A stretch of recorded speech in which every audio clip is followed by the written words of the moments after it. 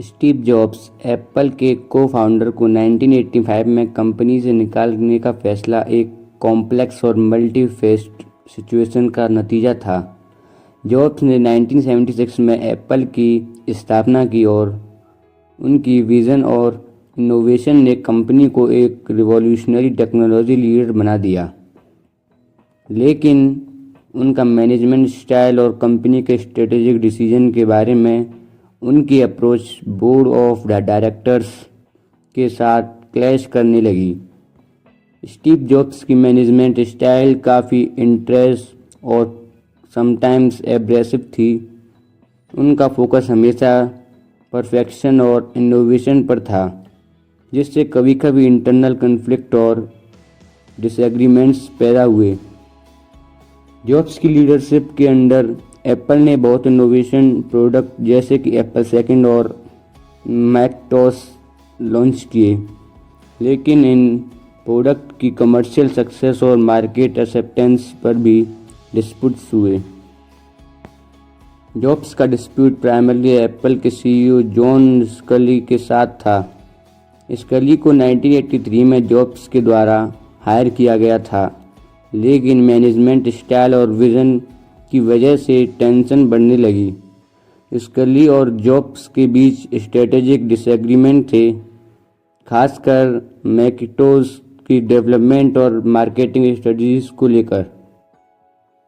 Jobs के vision के मुताबिक मैकिन्टोश को एक पर्सनल कंप्यूटर रिवॉल्यूशनराइज करने वाला प्रोडक्ट बनाना था, जबकि स्कली का फोकस बोर्ड मार्केट अपील और प्रॉफिटेबल पर था। जॉब्स के लीडरशिप के अंडर कंपनी का ग्रोथ और एक्सपेंशन भी तेज़ी से हुआ, लेकिन कुछ इंटरनल इश्यूज भी सरफेस पर आने लगे। उनके मैनेजमेंट स्टाइल की वजह से कुछ सीनियर एग्जीक्यूटिव और बोर्ड मेंबर्स के साथ फ्रिक्शन बढ़ने लगा। जॉब्स के चेरिस्मेटिक यट डिमांडिंग नेचर ने इंटरनल पॉलिसीज़ को भी अफेक्ट किया, जिससे बोर्ड मेंबर को लगने लगा कि उनकी मैनेजमेंट स्टाइल कंपनी के लॉन्ग टर्म हेल्थ के लिए रिस्क क्रिएट कर सकती है। 1985 तक कन्फ्लिक्ट पीक पर पहुंच गए और बोर्ड ऑफ डायरेक्टर ने डिसाइड किया कि जॉब्स को कंपनी के ऑपरेशनल रिस्पॉन्सिबिलिटी से रिमूव कर दिया जाए।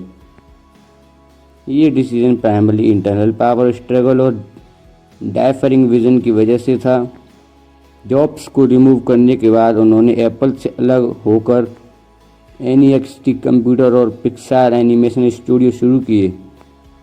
NEXT कंप्यूटर ने एडवांस्ड वर्कस्टेशन और सॉफ्टवेयर सॉल्यूशन डेवलपमेंट किए, लेकिन कमर्शियल सक्सेस उतनी साइनिफिकेंट नहीं थी। Pixar animation studios on the other hand ने एनिमेशन इंडस्ट्री में रिवॉल्यूशन लाई और सक्सेसफुल फिल्म जैसे टॉय स्टोरी प्रोड्यूसर की।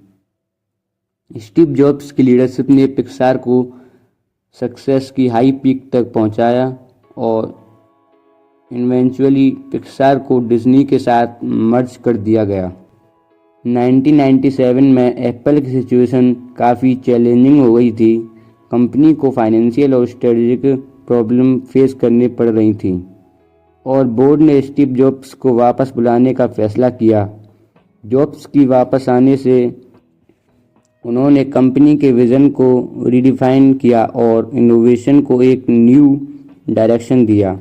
उनके लीडरशिप ने एप्पल को एक सक्सेसफुल टर्नअराउंड की तरफ ले गया और कंपनी ने ग्राउंड ब्रेकिंग प्रोडक्ट जैसे iMac, iPod, iPhone और iPad डेवलपमेंट किए।